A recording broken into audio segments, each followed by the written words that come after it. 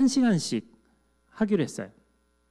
매일 성경과 기도를 움직이는 교회 성도가 되는 정회원이 되는 코어 멤버가 되는 사람은 기본적으로 성경을 하루에 성경과 기도를 합쳐서 1시간씩은 묵상하고 하나님이 나에게 뭘 말씀하시는지 두렵고 떨림으로 있어라 라고 하는 메시지를 던졌죠. 자, 소명에 대해서 먼저 보겠습니다. 소명은 사전적인 풀이를 하면 임금이 신하를 부르는 거예요. 사람이 하나님의 일을 하도록 하나님이 부르심을 받아 불러주는 것을 소명이라고 말합니다. 그러니까 소명은 부를 소의 목숨명이에요. 부름받은 목숨이라는 뜻입니다. 자, 사명을 이야기할게요. 오늘 제가 지금 2주째, 이 두 번째로 하지만 제 포커스는 소명보다는 사명에 있어요. 사명은 사전적인 풀이는 맡겨진 의무, 임무입니다. 사신이나 사절이 받은 명령을 이야기합니다. 우리는 소명이나 사명을 같은 거라고 생각하지만 이건 두 가지가 분리가 돼요. 사명은 하나님께서 우리에게 뭔가를 맡기신 것을 이야기해요. 그래서 은사가 필요하고 그 은사에 따라서 그 일들을 감당하게 하는 거죠. 자, 사명은 하나님께서 우리에게 맡겼다 그래서 심부름사의 목숨명이에요. 심부름을 하는 목숨이라는 뜻입니다. 다시 정리하면 소명의 중요성은 누가 불렀냐 하는 거고요. 사명의 중요함은 무엇을 맡겼냐 하는 거예요. 소명과 사명의 좋은 예로는 베드로를 들 수 있어요. 예수님께서 베드로를 향해서 나를 따르라 말씀하셔서 이게 소명이에요. 나를 따르라. 그리고 난 다음에 내가 너를 사람을 낚는 어부가 되게 하리라. 이게 뒤에 있는 게 사명입니다. 나를 따르라 하고 사람이 낚는 어부가 되게 하리라. 그러니까 소명은 내가 어디에 내가 왜 여기 있는가 라고 하는 질문을 해야 되고, 사명은 내가 무엇을 해야 하는가 이걸 해야 돼요. 이 두 가지를 구별해서 생각을 하시자고요. 하나님의 부르심, 소명을 받은 것은 하나님의 은혜입니다. 다시 말하면 난 여전히 부족하고 나는 너무 바보 같고 멍충이 같은데 그럼에도 불구하고 하나님이 나를 쓰시겠다고 하고 주님께서 나를 부르셨던 것, 이게 소명이에요. 선택하신 게 소명이에요. 그런데 그 은혜로 나를 부르신 그 하나님이 나에게 어떤 사명을 잘 감당하라고 은사를 주신 것, 이게 사명이고요. 좀 정리가 되시나요? 신약성경 27권 중에 사도 바울이 쓴 것이 13권이라고 합니다. 거기에 대부분의 첫 번째에는 소명에 대한 이야기가 나와요. 예수 그리스도의 종 바울은 사도로 부르심을 받아 하나님의 복음을 위하여 택정함을 입었으니, 제가 예전에도 강의한 적이 있는데 사도행전 2장인가 3장인가 등장하는 거 2장인가 거기에 보면 마띠아를 뽑는 사건이 등장해요.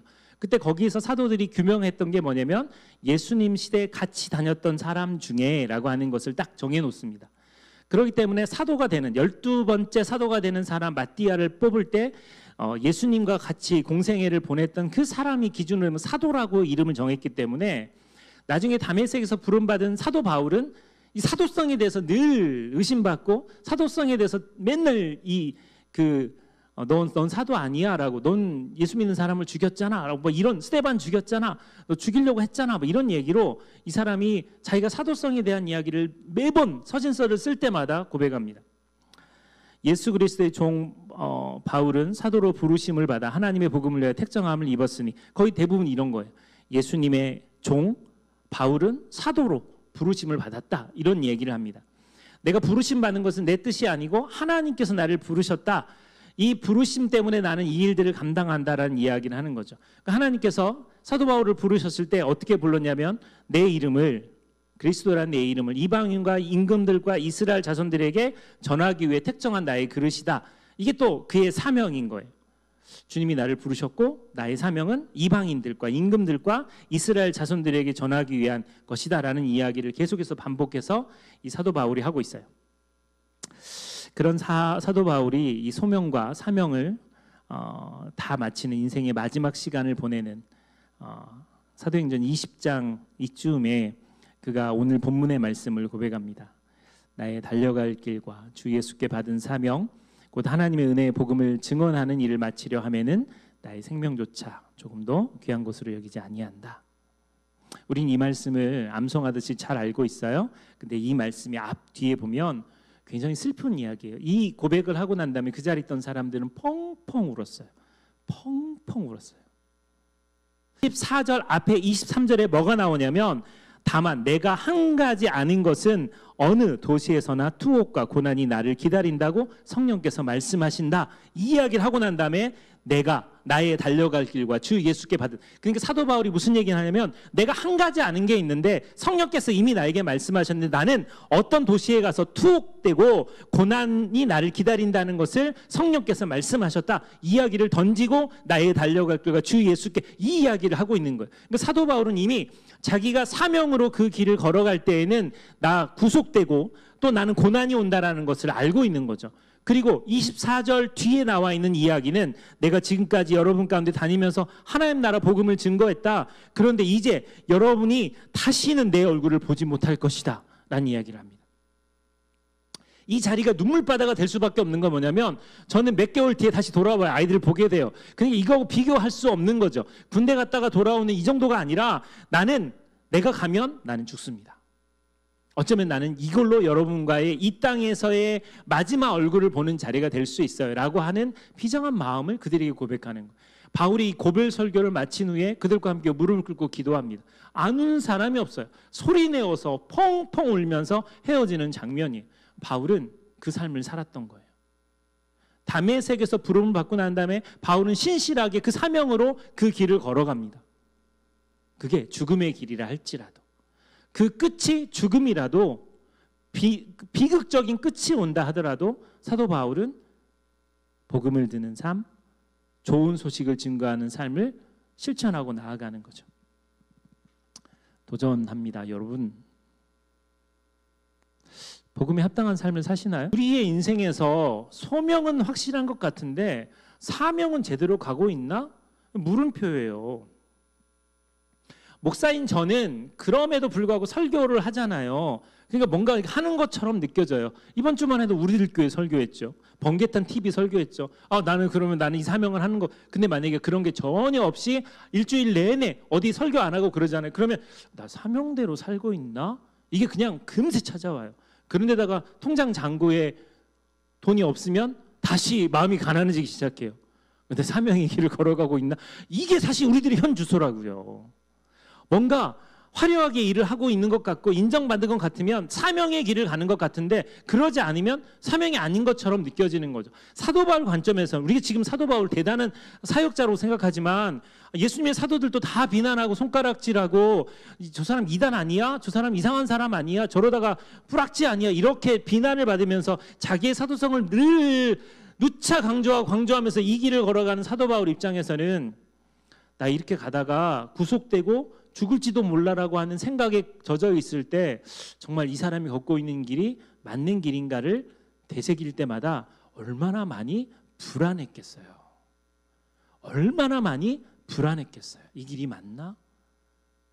제대로 가고 있나? 사도 바울은 예수가 그리스도다라고 하는 이 메시지를 증거하기 위해서 목숨을 걸고 다녔어요. 복음서에는 예수라는 단어가 등장합니다. 근데 사도행전과 서신서에는 그리스도로 이름이 바뀌어요. 왜냐하면 예수님의 부활을 기점으로 용어가 달라집니다. 예수는 겸손과 또 고난의 인성에 포커스가 맞춰져 있는 반면 그리스도는 부활과 영광의 신성에 초점이 바뀌어져 있어요. 그래서 예수 그리스도는 인간의 죄를 대속해 십자가에 못 박혀 돌아가셨고 죄와 사망의 권세를 깨뜨리고 무덤에서 부활하시고 승천하시고 다시 오시겠다는 그 약속을 이루기 위해서 사도 바울이 처음부터 끝까지 했던 게 뭐냐면 은혜의 복음을 증거하는 거예요. 이건 생사를 불사하고도 이 말씀을 증거하는, 내가 인생을 살아가면서도 내가 죽어서도 동일하게 내가 가야 할 길이 있는데 살아야 될 이유가 그리고 죽어야 될 이유가 동일해야 된다. 로마서 14장 7절 8절 말씀에 우리 중에 누구든지 자기를 위하여 사는 자가 없고 자기를 위하여 죽는 자도 없도다. 우리가 살아도 주를 위하여 살고 죽어도 주를 위하여 죽나니 그러므로 사나 죽으나 우리는 주의 것이로다. 그의 삶의 목표는 내가 살아도 주를 위해 살고 죽어도 주를 위해 죽는 것. 사나 죽으나 우리가 주의 것이. 이 진짜 멋있는 말로 많이 인용하고 많이 이야기했어요. 근데 여기 앞에 전제가 우리 중에, 여기 있는 우리 중에, 말씀을 듣고 있는 여러분 중에 누구든지 자기를 위하여 사는 자가 없고 자기를 위하여 죽는 자도 없어야 된다. 우리가 사는 이유는 주를 위해 살고 주를 위해 죽어야 된다. 그리스도인은 무엇을 하든지 하나님의 영광을 위해 살아야 한다. 이게 우리 안에 있어야 될 마음인데 자꾸 흔들리는 거죠. 다시 점검해 볼게요. 소명은 확실히 있는 것 같아요. 여기 계신 분 중에 다 소명, 콜링, 하나님 부르심은 분명히 있는 것 같아요. 의심치 않고. 근데 사명은 하는 사람이 있고 하지 않는 사람이 있을 것 같아요. 내 사명이 뭔지 잘 모르는 사람이 있을 것 같아요. 사도 바울은 이 사명의 길을 걸었어요. 다시 정리하면 사명은 우리의 힘으로 못해요. 못해요. 은혜 아니면 할 수 없어요. 주님이 능력 주지 않으면 할 수 없어요. 그게 사명이에요. 진짜 오늘 전하고 싶은 메시지, 이 이야기를 전하려고 합니다. 사명을 감당하기 위해서는 우리가 죽고 그리스도가 살아야 합니다. 사도행전 14장에 사도 바울에게 있었던 한 사건이 있어요. 이 사람이 안디옥과 이고니온이라고 하는 그 복음을 증거하다 거기서 쫓겨나는 사건이 벌어집니다.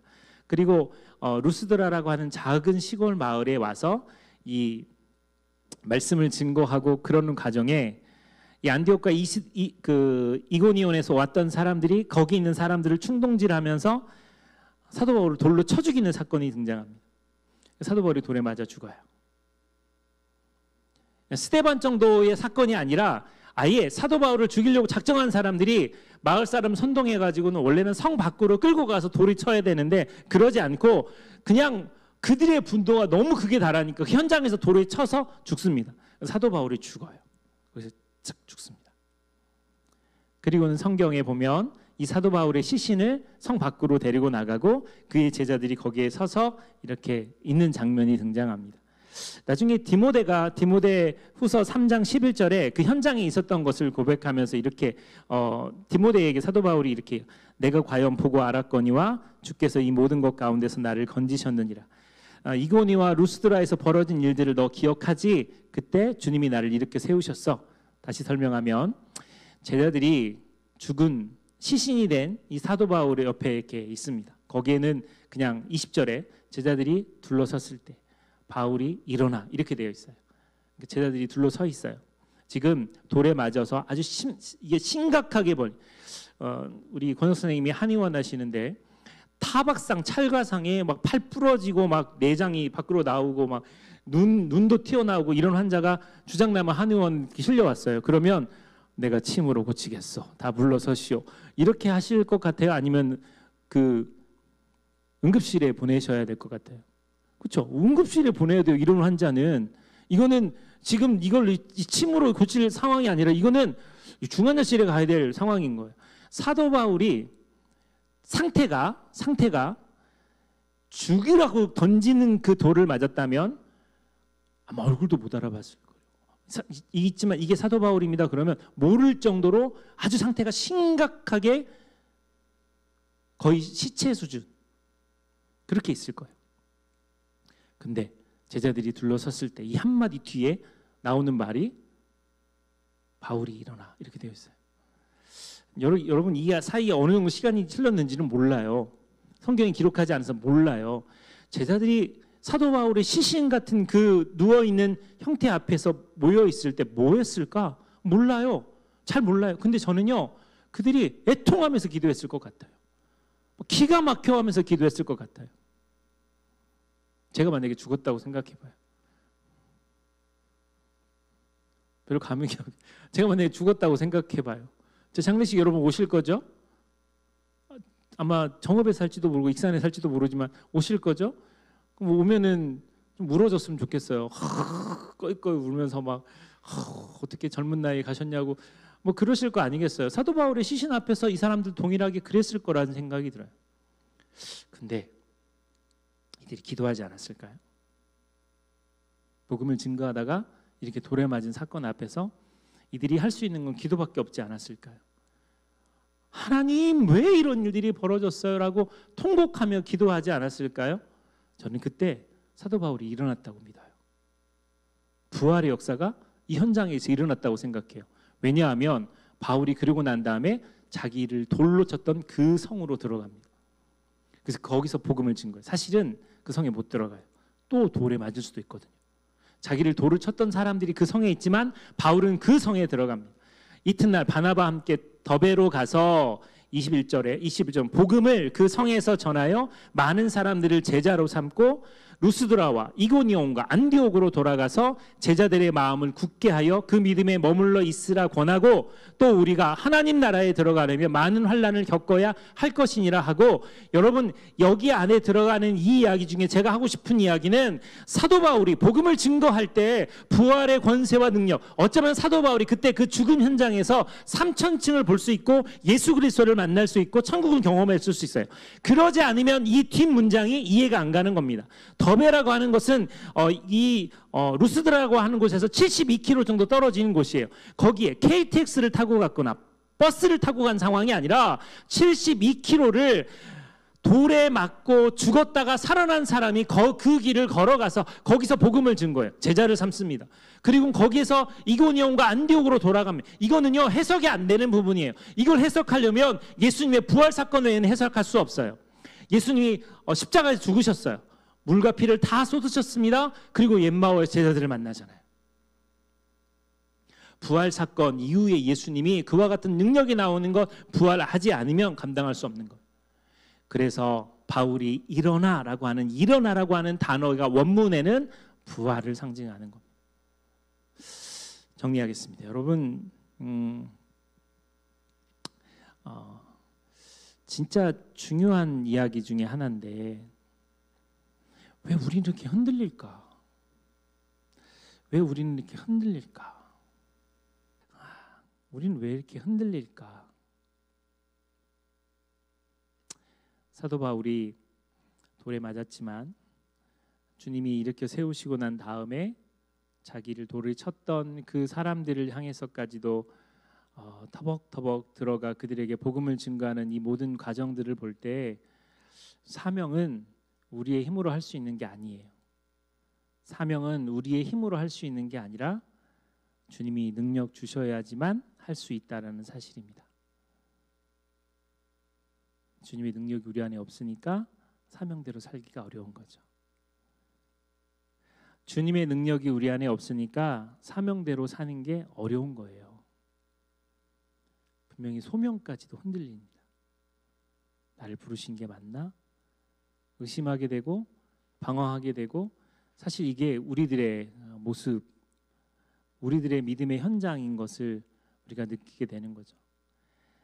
우리가 아직 살아있다는 것은 아직 사명이 남아있다는 거예요. 만약에 우리가 죽는다면 이제 사명을 마쳤다라는 것입니다. 여러분 정말 그렇게 고백할 수 있어요?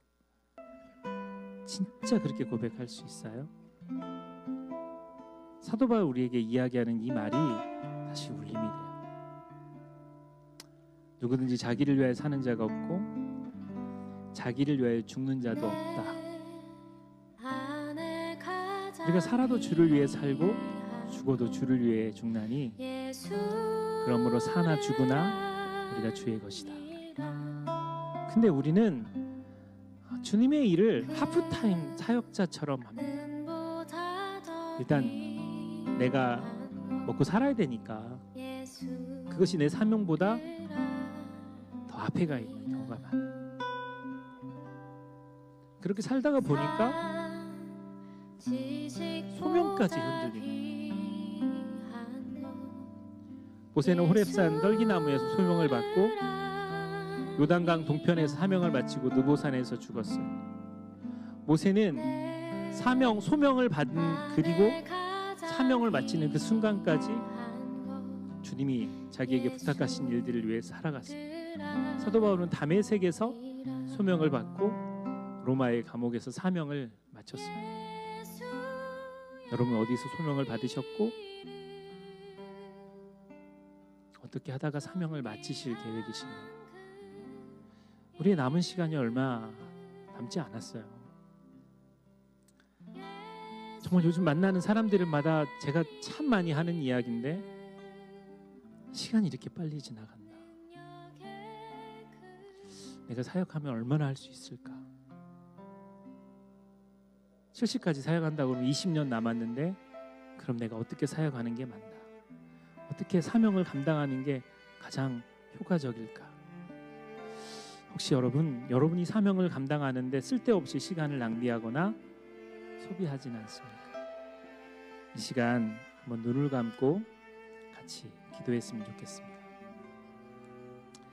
소명은 분명히 받은 것 같은데 내가 요즘 사명의 길로 가지 못하고 있어요. 주님, 내 사명을 감당하기에는 내가 믿음이 없고 자꾸 흔들려요. 주님, 성령 충만하고 말씀을 묵상하고 그 말씀과 더불어서 주님이 나에게 원하시는 방향으로 살아야 하는데 주님 자꾸 흔들려요. 주님, 나를 긍휼히 여겨주시고 이런 나의 모습을 회개하오니 은혜를 베풀어 주세요. 이 시간 먼저는 하나님 앞에 회개하며 하나님 앞에 나아가는 시간을 갖도록 하겠습니다. 다 같이 기도하겠습니다. 하나님 아버지, 하나님, 우리의 게으름, 나태함, 우리가 잃어버렸던, 놓쳤던 사명들 하나님께서 긍휼히 여겨주시고, 하나님, 우리가 주님의 부르심을 다시 한번 묵상하고 생각하며 그 일들을 실천하고 살아갈 수 있도록 인도하여 주시옵소서.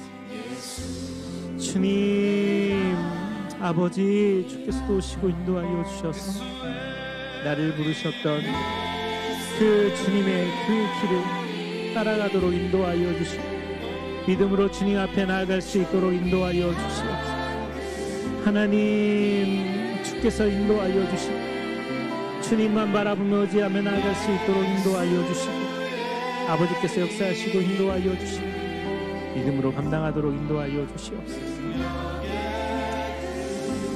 이 시간에 두 가지로 나누어서 기도했으면 좋겠는데요. 첫 번째는 소명은 직업이란 이야기도 제가 말씀을 드렸죠. 그래서 여러분이 사명에 대해서 기도할 때 하나님의 복음을 증거하는 것도 물론 중요하지만 아빠로서 또 부모로서 또 자녀로서 또 형제간에 또 친구간에 이웃간에 우리가 일상을 살아가면서 우리가 부딪히는 사람들 앞에서 보여야 될 사명이 우리 안에 있습니다. 꼭 복음을 증거하는 거 아니어도 우리가 복음으로 살아갈 때 자녀의 마음속에 그 아이들에게 복음으로 사는 삶이 어떤 삶인지를 보여줘야 할 가치가 우리에게 있고요.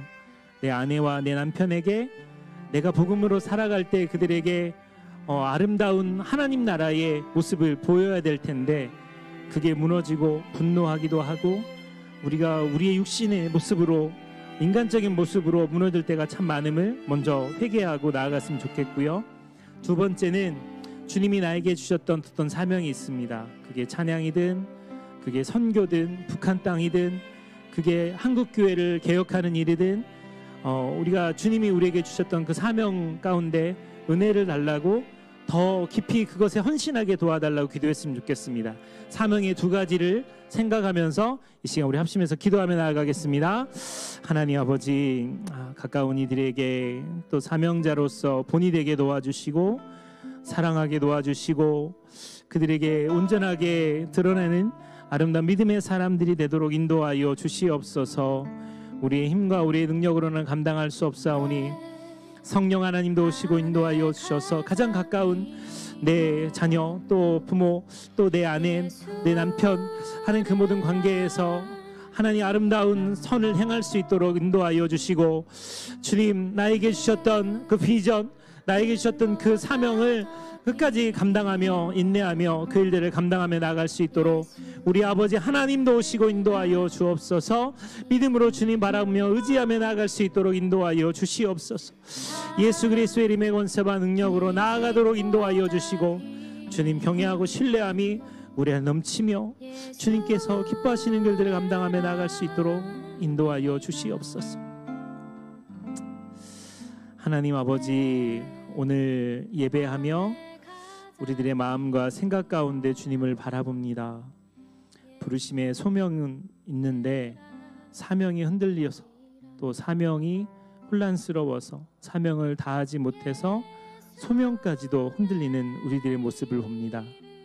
주님, 이 코로나를 통해서 우리 한 사람 한 사람에게 주시는 메시지가 있고 한 사람 한 사람에게 주시는 사인이 있는데 그것을 놓치지 않게 도와주시고 우리가 하루에 1시간 하나님 앞에서 말씀을 묵상하고 또 기도함으로 주님이 나에게 말씀하시는 그 분명한 사인을 놓치지 않고 그 길을 걸어가도록 인도하여 주옵소서. 주를 위해 살다 주를 위해 죽는 우리가 되도록 인도하여 주시고, 우리의 가장 가까운 사람들에서부터 먼 선교지에 이르기까지 우리에게 주신 그 사명의 길을 감당하며 나아갈 수 있도록 인도하여 주옵소서.